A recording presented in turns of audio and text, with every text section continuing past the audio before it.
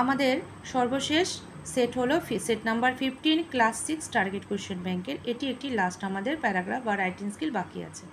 Sorry, এটি paragraph না, এটা স্টোরি লিখতে বলা হয়েছে। এখানে বেনস্টেক সম্পর্কে দেওয়া, সে কিনা তৃষ্ণার্ত ছিল, পুকুরের সামনে গেল এবং সে তার নিজের ছায়া দেখে তার ছায়া দেখলো এবং তার দুটো শিং দেখে তার খুব খুশি হলো, সেই সম্পর্কে এখানে লেখা আছে।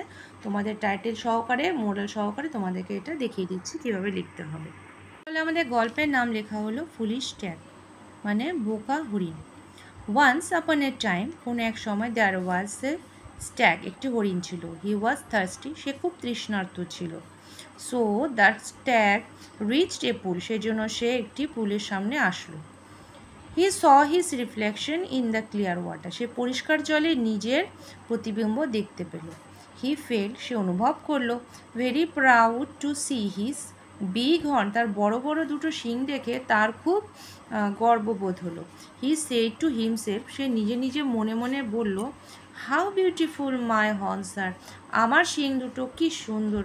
But then he looked at his thin leg, তারপরে সে তার নিজের পাতলা পায়ের দিকে দেখল। হি ফেল অ্যাসাম, তার খুব লজ্জা হলো। That his legs were so thin and ugly, তার পা দুটো খুব পাতলা এবং কি খুব বাজে দেখতে।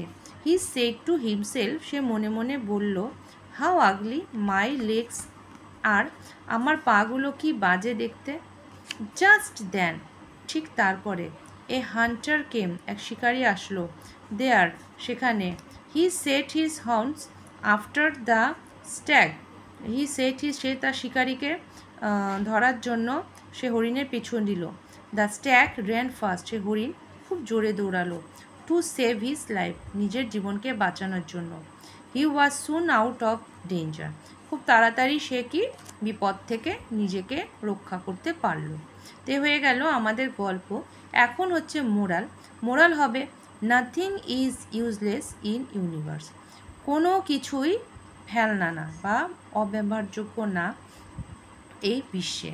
তো এখানে মূল ব্যাপারটা হলো, স্ট্যাগ বা হরিণটি ছিল হচ্ছে, হরিণের শিং দিয়ে সে নিজে গর্ববোধ করছিল, কিন্তু পা পছন্দ হচ্ছিল না, কিন্তু তার এই পায়ে, সরু পায়ের জোরে সে দৌড়তে পারতো জোরে, এই ছিল হচ্ছে হরিণের বিশেষত্ব। সেই জন্য সেই হরিণ আগে দৌড়ে গেল, তাকে আর পারলো না। তো এই হলো যে সরু বা রোগা হয়েছে তো কি হয়েছে, তো সব কিছুরই এখানে আমাদের বিশ্বে মূল্য আছে। হয়ে গেল।